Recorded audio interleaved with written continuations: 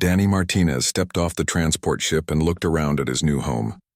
New Haven Colony sat on the edge of a thick forest, with small buildings scattered across the cleared land.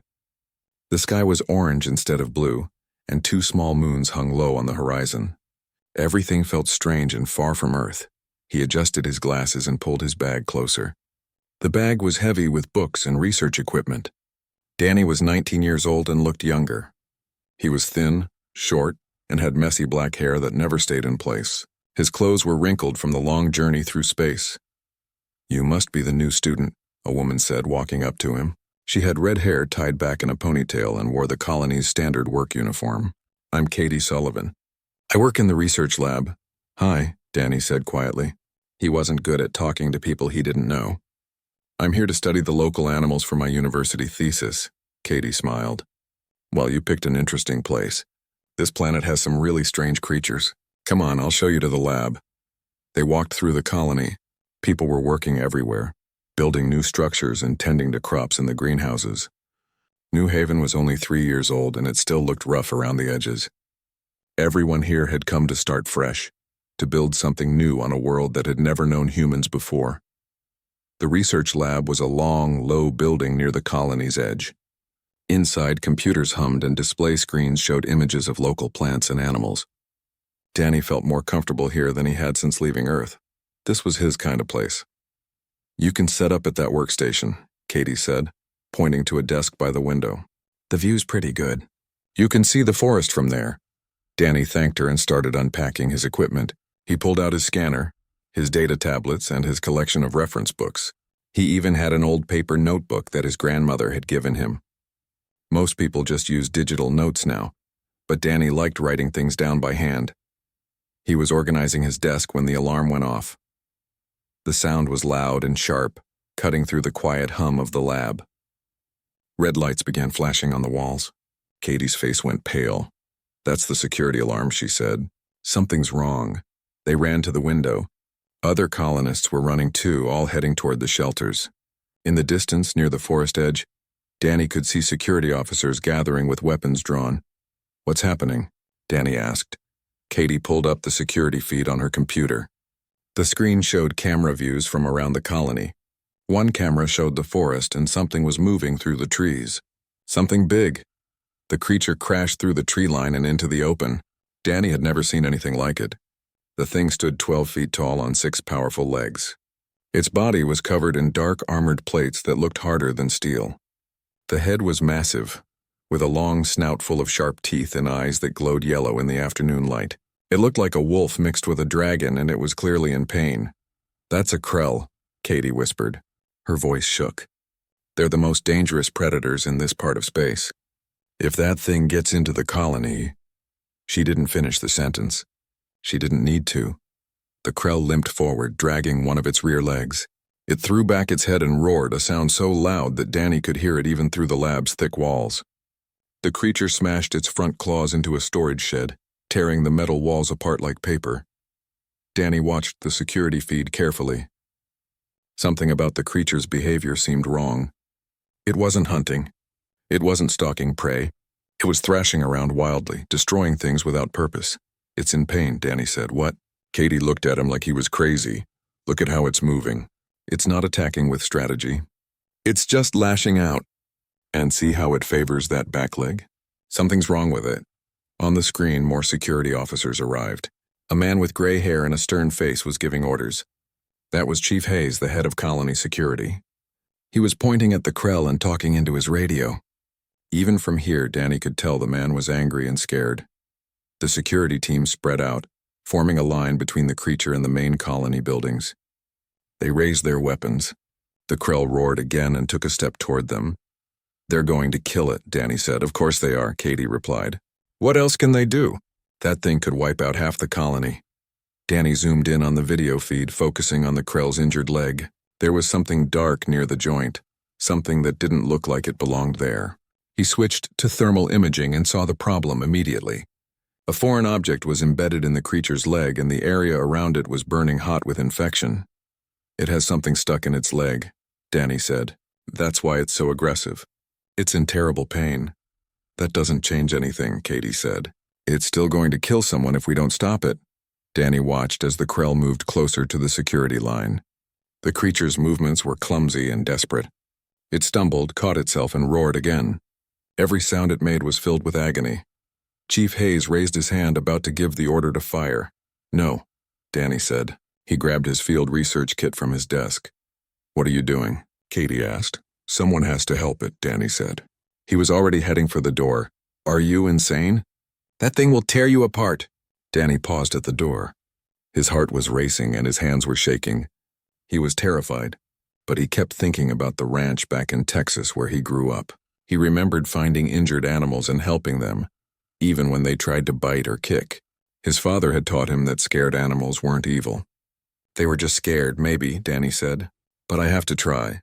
He pushed through the door and stepped outside. The air smelled like smoke and crushed metal. The Krell was only 100 yards away now, and it looked even bigger in person than it had on the screen. Katie ran after him. "Danny, stop! You'll get yourself killed." But Danny kept walking toward the creature. He could hear Chief Hayes yelling into the radio, demanding to know who the idiot was walking toward the Krell. He could hear other colonists shouting for him to come back. He ignored them all. The Krell saw him coming. It turned its massive head and fixed those yellow eyes on the small human, walking across the open ground. The creature's lips pulled back, showing rows of teeth designed to tear through armor and bone. Danny stopped about 50 feet away. He held up his hands to show he wasn't holding a weapon. His voice came out steady even though he felt like running. "Hey there," he said softly. "I know you're hurting. I can help you if you'll let me." The Krell roared and the sound hit Danny like a physical force. But he didn't run. He stood his ground and waited to see what the creature would do next. Behind him, every person in the colony held their breath and watched. The nerdy little human and the alien monster faced each other under the orange sky, and the whole world seemed to stop. The Krell stared at Danny with those burning yellow eyes. The creature's breath came in heavy, pained gasps. Its claws dug into the ground, tearing up chunks of earth. Every muscle in its body was tense, ready to attack or flee. Danny kept his hands up and his voice calm. "Easy now. I'm not going to hurt you." Behind him, Chief Hayes was screaming into his radio. "Get that civilian back here now. Someone grab him." 2 security officers started moving toward Danny, but Lisa Chen's voice crackled over the radio. "Stop, nobody move. You'll spook the creature and it'll kill him for sure." Lisa was the colony administrator, the person in charge of everything at New Haven. She stood in the command center, watching the scene through multiple camera feeds. Her hands gripped the edge of the control panel so hard her knuckles were white. "We need to take the shot," Chief Hayes said, "before it's too late." "No," Lisa said firmly. "That boy is trying to make contact. Give him a chance to get killed," Hayes growled, but he held his position. Danny took a small step forward. The Krell's head snapped toward the movement and a low growl rumbled from its throat. Danny froze. I know, he said softly. "You don't trust me." "That's okay, but that leg must hurt really bad. Let me help." The creature shifted its weight and Danny saw it wince when it put pressure on the injured leg. The area around the wound was swollen and dark. Whatever was stuck in there had been there for a while. In the command center, Lisa was pulling up every file they had on the Krell species. There wasn't much. Most encounters with Krell had ended in violence. They were known across the galaxy as fierce predators that destroyed anything that entered their territory. "Why isn't it attacking?" Lisa asked. One of her assistants, a young man named Peter Grant, shook his head. "I don't know. Maybe it's too weak from the injury. Or maybe," Lisa said slowly, "maybe it knows that boy is trying to help." Chief Hayes wasn't convinced. He switched channels on his radio. "Command, this is Colony Security Chief Hayes, requesting orbital strike authorization. We have a hostile Krell threatening the colony." There was a pause, then a voice came back. "Authorization denied, Chief. Colony Administrator Chen has priority on this decision." Hayes slammed his hand on his weapon. "That thing could charge at any second." "Then we'll deal with it," Lisa said. "But we're not killing an intelligent creature without trying other options first." "Other options?" Hayes looked at her like she'd lost her mind. "What other options?"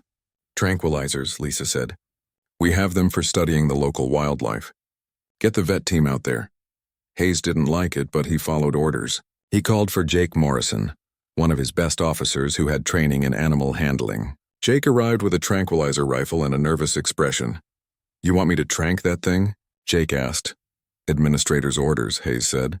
"Try not to get yourself killed." Jake moved into position, keeping his distance from both Danny and the Krell. He raised the rifle and took aim. The Krell was so big that he didn't need to worry about precision. Any shot would hit. He pulled the trigger. The dart flew through the air and struck the Krell's shoulder. The creature roared and spun around, searching for what had stung it. Its eyes found Jake, and rage filled its face. "Oh no," Jake whispered. The Krell charged. Jake ran, sprinting toward the nearest building. The creature followed, moving fast despite its injured leg. Its claws tore up the ground with each step. Jake dove through a doorway just as the Krell's massive paw slammed into the wall beside him. The building shook from the impact. Danny watched in horror as the creature attacked. But he also noticed something important. The tranquilizer dart was hanging uselessly from the Krell's armored hide. It hadn't penetrated deep enough to deliver the drug. "The armor's too thick," Danny said into his communicator. "Normal darts won't work. Then what do we do?" Lisa asked over the radio. Danny thought fast. "You need to get me closer. I need to examine the wound properly." "Absolutely not," Hayes said. "You're lucky you're not dead already." But Danny wasn't listening anymore. The Krell had stopped chasing Jake and was now circling back toward the center of the colony. Its movements were getting more erratic. The pain and confusion were making it more dangerous, not less. Katie's voice came through Danny's earpiece. "Danny, please come back. This isn't worth dying for." "Yes, it is," Danny said quietly. He started walking toward the Krell again. The creature saw him and stopped. It tilted its head, studying the small human who kept approaching without weapons. Danny could see intelligence in those yellow eyes. This wasn't just an animal acting on instinct. This was a thinking being trying to understand what was happening. Danny slowly lowered himself to his knees. He made himself as small and non-threatening as possible. The Krell watched him but didn't attack. "That's right," Danny said. "I'm not dangerous. I just want to help." He reached into his field kit and pulled out his medical scanner. It was a small device about the size of a phone that could analyze biological tissue and detect foreign objects. He held it up so the Krell could see it. "I'm going to scan your leg," Danny said. "It won't hurt." "I promise." The Krell growled, but it was a quieter sound now. Less aggressive, more uncertain. Danny activated the scanner and pointed it at the creature's injured leg. The device beeped softly as it collected data. On the small screen, Danny could see exactly what the problem was. A large piece of metal, probably from a crashed spaceship, was embedded deep in the joint. The metal was corroding, poisoning the surrounding tissue. The infection was spreading. If it wasn't removed soon, the creature would die. "I found it," Danny said into his communicator. "There's a metal shard in the leg joint. It's about 2 feet long and it's poisoning the creature's system." In the command center, Lisa pulled up the scan data on her screens. She could see what Danny was seeing. "The injury was serious. Can you remove it?" she asked. Danny studied the scan. "Maybe. But I'll need better equipment than what I have in my field kit. And I'll need the creature to stay still." "How are you going to manage that?" Hayes asked. "I don't know yet," Danny admitted. The Krell suddenly moved, taking a step closer to Danny. Everyone watching through the cameras held their breath. The creature's massive head lowered until it was just a few feet from Danny's face. Hot breath washed over him, smelling like blood and something wild. Danny didn't move. His heart hammered in his chest, but he kept his eyes on the Krell. "You understand, don't you?" Danny said softly. "You know I'm trying to help." The Krell made a sound that wasn't quite a growl. It was softer, almost questioning. One of its eyes was fixed on the scanner in Danny's hand, then moved to look at its own injured leg. "Yes," Danny said. "That's what's hurting you. I can take it out, but I need supplies." He spoke into his communicator again. "Katie, I need you to bring me the emergency medical kit from the lab. The big one with the surgical tools." "Danny, I can't," Katie said. Her voice was shaking. "I can't get that close to that thing." "I know you're scared," Danny said. "I'm scared too. But I can't do this alone." There was a long silence. Then Katie's voice came back, small but determined. "Okay, I'm coming." Chief Hayes tried to stop her. "Miss Sullivan, I can't allow this." "With respect, Chief," Katie said, "you don't give me orders. I'm a researcher, not security." She grabbed the medical kit and started walking toward Danny. Her legs felt like rubber, and she thought she might throw up, but she kept moving. Danny was her friend and he needed help. The Krell saw Katie approaching and tensed. Its eyes tracked her every movement. Danny spoke quickly, keeping the creature's attention on him. "It's okay. She's my friend. She's here to help too." Katie reached Danny and set down the medical kit. She was breathing hard and tears were running down her face. "I hope you know what you're doing," she whispered. "Me too," Danny said. Katie backed away slowly and the Krell let her go. Its focus was on Danny now, and on the medical kit sitting between them. Danny opened the kit and started pulling out supplies. Surgical tools, antiseptic, bandages, and most importantly, a veterinary anesthetic designed for large animals. "This is going to take a while," Danny said to the Krell, "and it's going to hurt before it gets better. But I need you to trust me." The creature looked at him for a long moment. Then slowly it lowered itself to the ground. It stretched out its injured leg and waited. Danny's hands were shaking as he picked up the anesthetic injector. Everyone in the colony was watching. Everyone was waiting to see if the nerdy kid from Texas could really pull this off. The Krell stared at Danny with those burning yellow eyes. The creature's breath came in heavy, pained gasps. Its claws dug into the ground, tearing up chunks of earth. Every muscle in its body was tense, ready to attack or flee. Danny kept his hands up and his voice calm. "Easy now. I'm not going to hurt you." Behind him, Chief Hayes was screaming into his radio. "Get that civilian back here now. Someone grab him." 2 security officers started moving toward Danny, but Lisa Chen's voice crackled over the radio. "Stop, nobody move. You'll spook the creature and it'll kill him for sure." Lisa was the colony administrator, the person in charge of everything at New Haven. She stood in the command center, watching the scene through multiple camera feeds. Her hands gripped the edge of the control panel so hard her knuckles were white. "We need to take the shot," Chief Hayes said. "Before it's too late." "No," Lisa said. Danny knelt beside the Krell's injured leg and studied the wound carefully. Up close, he could see just how bad it really was. The skin around the embedded metal was black and swollen. Dark fluid oozed from the edges. The smell was terrible, like rot and rust mixed together.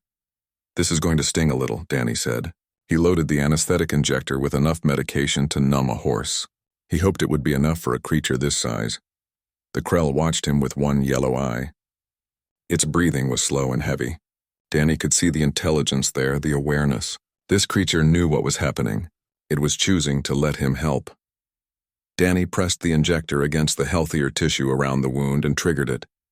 There was a soft hiss as the medication entered the Krell's system. The creature flinched but didn't pull away. "Good," Danny said quietly. "Just like that. Stay still for me." In the command center, Lisa had put the feed from a nearby surveillance drone on the main screen. Everyone in the colony who wasn't in a shelter was watching. They saw Danny working carefully, his small hands moving with surprising confidence. "How long until the anesthetic works?" Lisa asked. Peter checked his medical database. "For a creature that size? Maybe 10 minutes for full effect. But partial numbness should start in 2 or 3. "Will it be enough?" Lisa asked. Peter shrugged helplessly. "I don't know. We've never tried to perform surgery on a Krell before." Chief Hayes stood with his arms crossed, watching the screen. He had a sniper team positioned on a nearby rooftop just in case. He didn't trust this situation at all. But he had to admit the kid had courage. Danny waited, counting the seconds in his head. He kept talking to the Krell in that same soft, steady voice. He talked about his home on Earth, about the horses and cattle on his family's ranch, about the time he pulled a thorn from a bull's hoof when he was 12 years old. "That bull could have killed me," Danny said. "Everyone told me to leave it alone, but I could see it was hurting. So I walked right up to it, just like I walked up to you. And you know what? That bull let me help him. After that, he followed me around like a puppy." The Krell made a sound that might have been a snort. Danny smiled.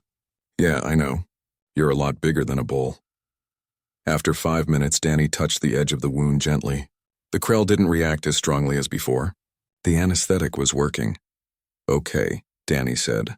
"Here we go." He picked up a surgical probe and carefully inserted it into the wound. The Krell tensed, a low growl building in its throat. Danny froze. I know. "Just a little more. I need to see how deep this goes." The probe touched the metal shard. Danny could feel it, solid and foreign inside the creature's body. He pulled out the probe and switched to a larger tool, something that could grip and pull. Katie was watching from the lab window, her hands pressed against the glass.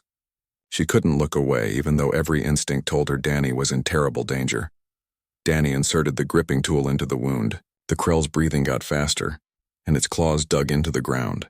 But it stayed still. "Almost there," Danny said. "Just a little deeper." The tool locked onto the shard. Danny could feel the resistance as he tried to move it. The metal had been in there for a long time, and the tissue had grown around it. This wasn't going to be easy. He started to pull, slowly and steadily. The Krell's whole body went rigid. A sound came from its throat, something between a whimper and a roar. Its head whipped around, teeth bared, eyes focused on the source of its pain. Danny. For a frozen second, Danny stared death in the face. The Krell's jaws were open, close enough to bite him in half. He could see down its throat, see the rows of teeth designed to tear and rend. "Please," Danny whispered. "I'm almost done. Please don't give up now." The Krell's jaw stayed open. Its eyes were wild with pain and rage. Every instinct it had was screaming at it to attack, to destroy the thing that was hurting it. But somewhere in that ancient predator brain, the creature understood. The small being wasn't an enemy. The pain wasn't an attack. Slowly, the Krell's jaw closed. It turned its head away and pressed its face against the ground. Its whole body shook, but it stayed still. Danny let out a breath he didn't know he'd been holding. His hands were shaking so badly he almost dropped the tool, but he couldn't stop now. He went back to work. On the rooftop, the sniper had his finger on the trigger. "Should I take the shot?" he asked over the radio. "Hold," Hayes ordered, though every muscle in his body was tense. "Hold your position." Danny pulled harder on the shard. It was moving now, sliding slowly out of the wound. Dark blood and pus came with it. The smell got worse. Danny ignored it and kept pulling. The Krell was making sounds Danny had never heard before. They were sounds of pure agony. But the creature didn't move. It trusted him. "Almost there," Danny said. Just a few more seconds. With one final steady pull, the metal shard came free. It was huge, nearly 2 feet long and wickedly sharp. One edge was corroded and discolored from being inside the creature's body for so long. Danny held it up and tossed it aside. Blood flowed more freely from the wound now, but it was cleaner blood, bright red instead of the dark infected fluid from before. Danny quickly grabbed the antiseptic and poured it over the wound. The Krell jerked but didn't pull away. Good, Danny said. "The hard part's over."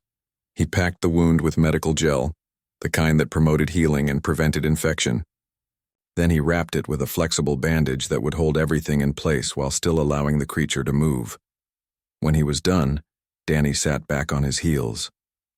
His shirt was soaked with sweat, and his hands were covered in the Krell's blood.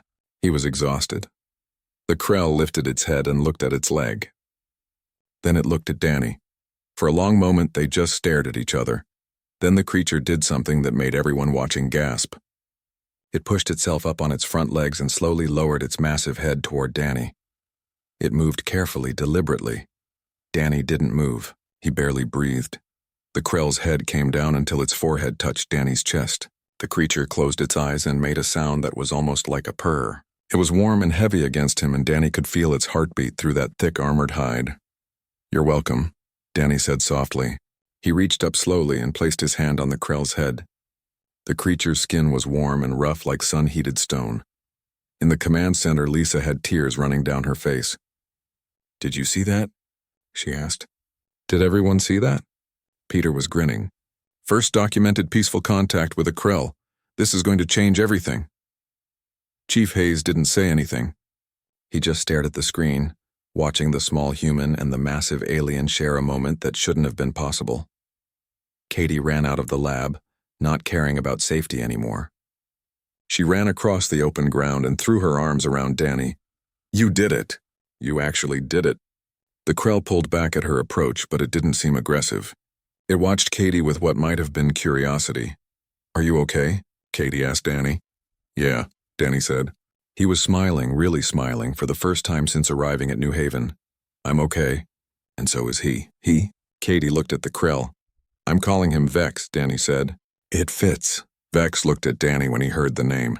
The creature's head tilted almost like a dog hearing something interesting. Then it made that purring sound again. Other colonists were starting to come out of the shelters now, watching from a distance.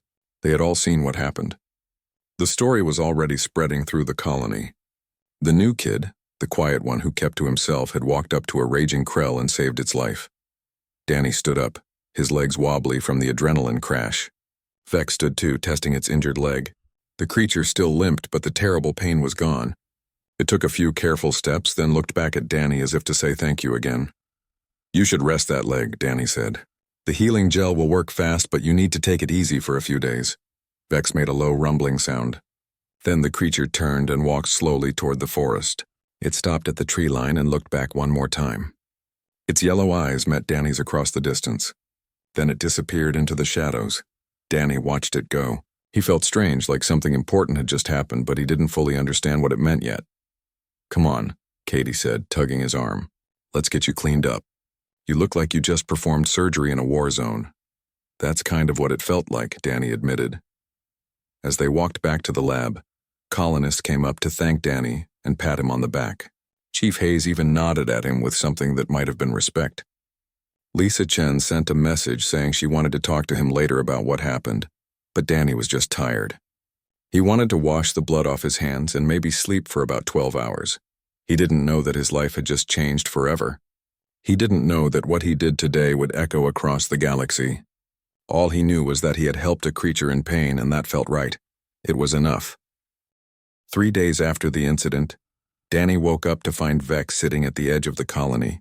The massive creature had made itself comfortable in a clearing just past the tree line. It wasn't threatening anyone. It was just there, watching. Danny grabbed his medical kit and walked out to check on the wound. Katie came with him, still nervous but getting braver. The colonists had stopped panicking every time they saw Vex. They were getting used to having a 12-foot-tall predator as a neighbor. "Hey, Vex," Danny called out as he approached. "How's the leg feeling?" Vex lifted its head and made that purring sound. The creature stood and walked toward Danny with much less limping than before. The healing gel had done its job. Danny knelt and examined the wound carefully. The swelling was down and the tissue was regenerating nicely. "Looking good. You're a fast healer." Vex pushed its head against Danny's shoulder, nearly knocking him over. Danny laughed and pushed back gently. "Easy there, big guy. You don't know your own strength." Katie watched from a safe distance. "And it's like you two are old friends," she said. "Maybe we are," Danny replied. He changed the bandage and applied more healing gel, even though it probably wasn't necessary anymore. Vex let him work without complaint. When Danny was done, Vex didn't leave. The creature settled down in the grass and watched the humans going about their daily work. Its yellow eyes followed Danny wherever he went. "That thing is still here," Chief Hayes said to Lisa in the command center. "How long is this going to last?" Lisa was reading reports on her screen. "I don't know, Chief, but look at this. Since Vex arrived, we haven't had any other predator problems. The smaller creatures that used to raid our supplies stay away now. Vex is actually protecting us," Hayes frowned. "Or it's keeping other predators away from its territory." "Maybe," Lisa said. "But either way, it's helping." On the 4th day, something changed. Danny was in the lab analyzing plant samples when Katie grabbed his arm. "Danny, you need to see this." They ran to the window. More Krell had emerged from the forest. 5 of them, each one as massive as Vex. They stood at the tree line watching the colony with cautious eyes. The security alarm went off. Colonists started running for shelters again. Hayes rallied his security team and weapons were raised, but the Krell didn't attack. They just watched. And in the middle of them, Vex walked forward calmly. The creature moved between the colony and the other Krell, as if acting as a bridge between two worlds. "Hold your fire," Lisa ordered over the radio. "Nobody shoots unless I give the command." Danny walked outside. Katie tried to stop him, but he shook his head. "It's okay. They're not here to fight." He walked across the open ground toward Vex. The other Krell tensed, watching this small human approach.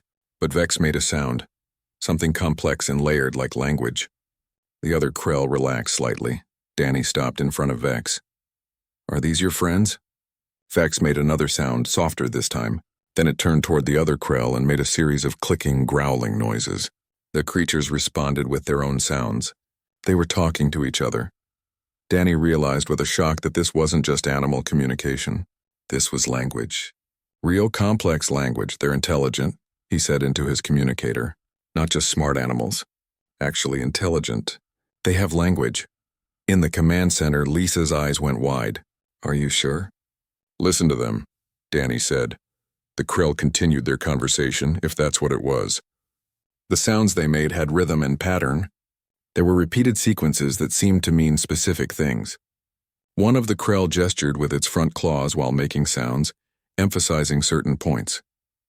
After several minutes, the other krill turned and disappeared back into the forest. Vex stayed behind, watching Danny with what might have been satisfaction. What just happened? Katie asked over the radio. I think, Danny said slowly. Vex just told them about me, about what happened. The news spread fast. By the next morning, ships were arriving from Earth carrying xenobiologists, linguists, and diplomats. Everyone wanted to study the krill, to understand them. New Haven had gone from a quiet frontier colony to the most important place in human space. Danny found himself in the middle of it all. The experts wanted to talk to him, to understand how he had made contact. He told them the story over and over. Most of them looked at him like he was crazy for approaching a krill without weapons. But one expert, an older woman named Dr. Helen Martinez, understood. She was a xenolinguist who had spent 30 years studying alien cultures.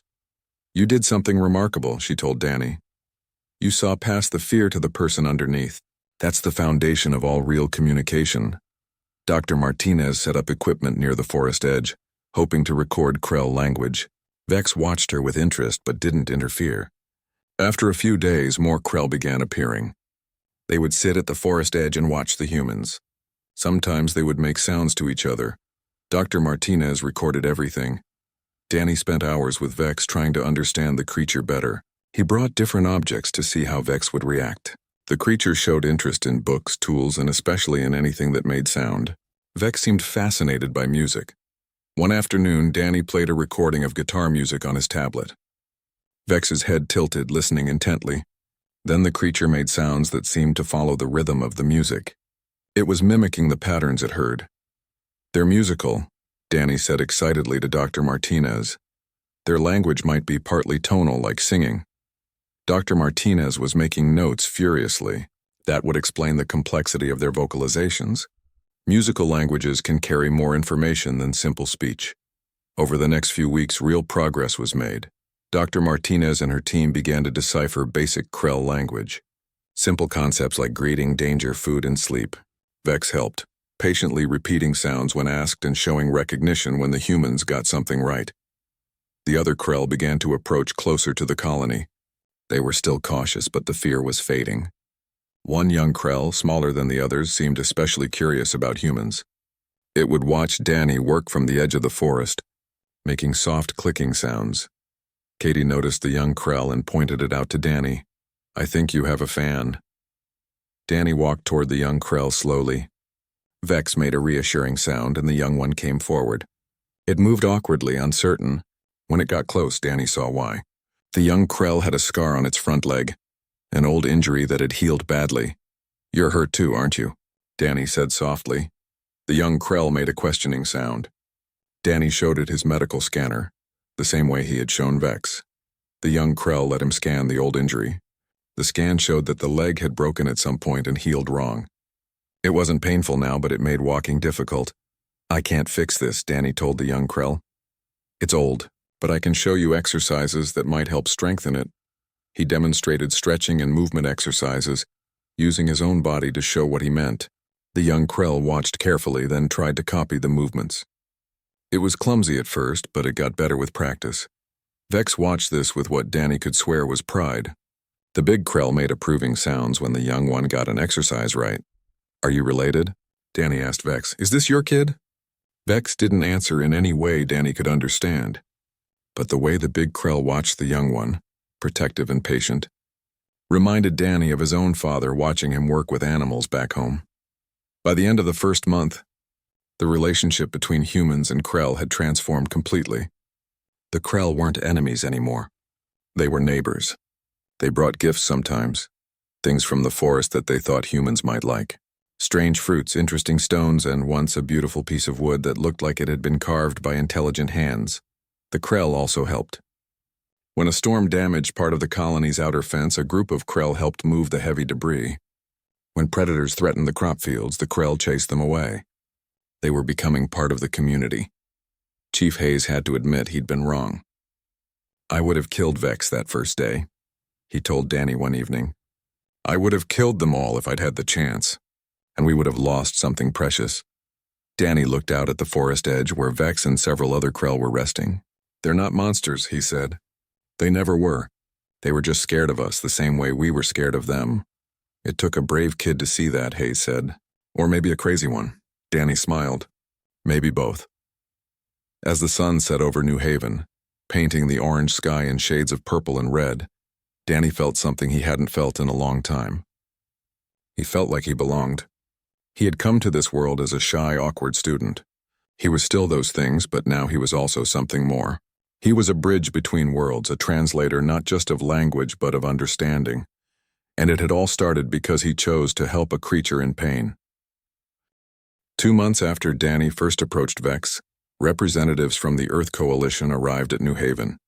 They came in large ships with official flags and serious faces. They were here to establish formal diplomatic relations with the Krell. Danny felt nervous as he watched the ships land. These were important people, the kind who made decisions that affected entire worlds. He was just a student who got lucky. But when the delegation met with the Krell, it became clear that Danny was more important than any official. The Krell wouldn't talk to the diplomats. They would only communicate through Vex, and Vex would only work with Danny. Ambassador Richard Cole, the head of the Earth delegation, looked frustrated. "We need to establish direct communication channels," he told Lisa. "We can't rely on a college student forever." "The Krell trust Danny," Lisa said firmly. "He's the one who showed them humans could be peaceful. If you want to talk to them, you go through him." So Danny found himself in the strange position of being a translator and mediator. He would sit with Vex, and Vex would communicate with the other Krell. Then Danny would explain to the diplomats what he thought was being said. Dr. Martinez helped, using her language research to fill in the gaps. It was slow work.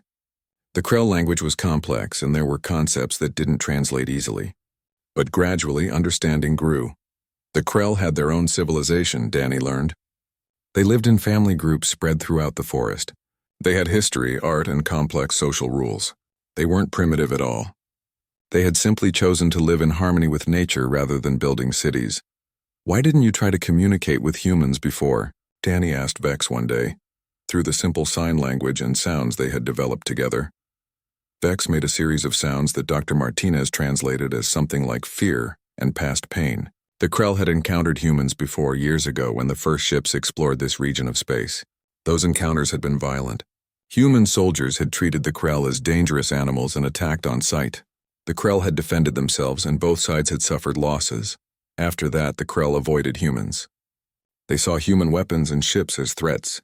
When New Haven was established, the Krell watched from the forest, waiting to see if these humans would also attack. "But then you got hurt," Danny said. "And I helped you." Vex made an affirmative sound. The big Krell touched its head to Danny's chest in that now familiar gesture of trust and friendship. "That changed everything," Dr. Martinez said softly, watching the interaction. One act of kindness erased years of fear. Ambassador Cole was starting to understand. He called a meeting with the entire delegation and colony leadership. "We need to acknowledge something," he said. "Humanity has made mistakes in how we've approached new species. We've been so focused on protecting ourselves that we've created enemies where we could have made friends." "The Krell are proof of that," Lisa nodded. "What do you propose?" "A formal apology," Cole said. "And a new approach to first contact protocols. We need to lead with compassion, not weapons, the way Danny did." Over the next few weeks, plans were made for an official ceremony.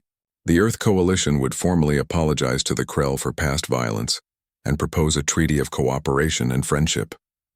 The Krell elders, the leaders of the family groups, would attend. Danny was terrified. He had to give a speech in front of everyone, both human and Krell. Public speaking was his worst nightmare. "I can't do this," he told Katie the night before the ceremony. "I'm going to mess it up." "You walked up to a 12-foot monster that everyone thought would kill you," Katie reminded him. "Giving a speech is easier than that." "Not for me," Danny muttered. But when the day came, Danny stood in front of the gathered crowd and did his best. His voice shook at first, but it got stronger as he spoke. "When I first came to New Haven," he said, "I was scared of a lot of things. New places, new people, being away from home.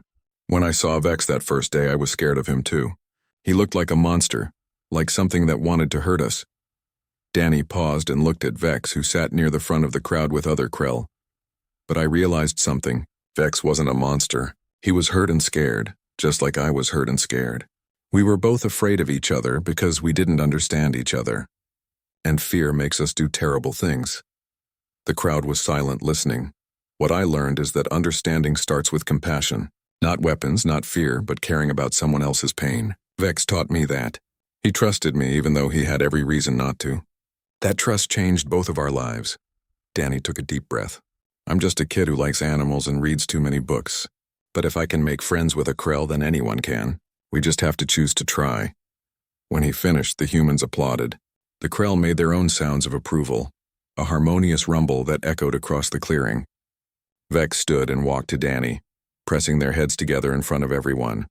Ambassador Cole stepped forward next. He spoke about the Earth Coalition's mistakes and their commitment to doing better. He promised protection for Krell territories and cooperation on shared concerns like the environment and dangerous predators.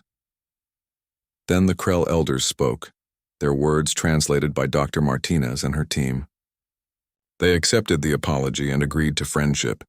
They offered knowledge of the planet that only they possessed, information about weather patterns, safe places, and dangerous creatures. In return, they asked only for respect and the freedom to live their own way. The treaty was signed that afternoon, not on paper but in a more meaningful way. The Krell elders and human representatives exchanged gifts. The humans gave advanced medical supplies and tools.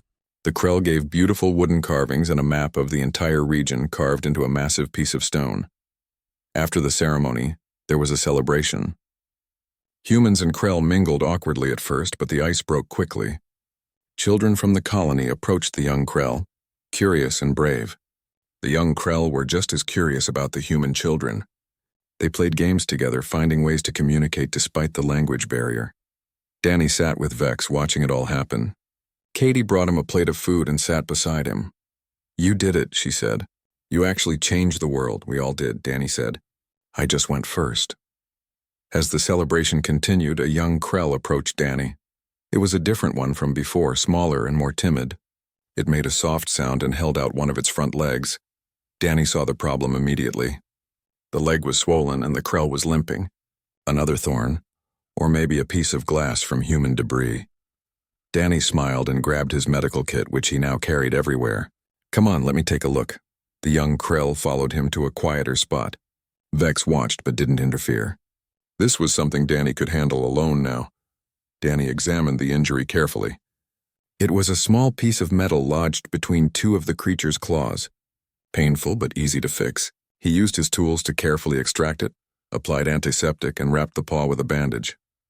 There you go, he said. Good as new. The young Krell made a happy sound and bounded back to its family. An adult Krell, probably its parent, approached Danny and lowered its head in thanks. Danny touched his forehead to the creatures, accepting the gesture. More people came to thank Danny as the sun began to set. Colonists who had been terrified of the Krell now saw them as neighbors. Earth Coalition officials who had come expecting conflict now saw hope for peaceful coexistence. Chief Hayes approached Danny and held out his hand. I owe you an apology, kid. I thought you were going to get yourself killed. Instead, you saved all of us. Danny shook his hand. You were just trying to protect people. That's not wrong. No, Hayes said, but there's a difference between protection and fear. You taught me that. As the celebration wound down and the orange sky turned to purple twilight, Danny found himself alone with Vex one more time. The big Krell had stayed close to him all day, a protective presence. What happens now? Danny asked, not really expecting an answer. Vex made a series of sounds that Danny had come to recognize as contentment. The creature leaned against him, warm and solid, a friend who had started as a stranger in pain. Danny thought about how much had changed in just 2 months. He had come to New Haven as a shy student looking to study animals. He was leaving as someone different, not louder or more confident in the traditional way, but stronger in the ways that mattered. He had learned that courage wasn't about not being afraid. It was about doing the right thing even when you were terrified. He had learned that different didn't mean dangerous. That understanding required patience and compassion. That sometimes the bravest thing you could do was extend an open hand instead of a closed fist. Looking out at the colony where humans and Krell now lived side by side, Danny felt proud. Not of himself specifically, but of what they had all built together. Proof that two species who should have been enemies could become friends. In the distance, more Krell emerged from the forest. They came to the edge of the colony and settled down, comfortable now in the presence of humans. Young Krell played with human children. Adults from both species worked together on projects. It was a beginning, fragile and new. There would be challenges ahead, misunderstandings and difficulties. But the foundation was solid.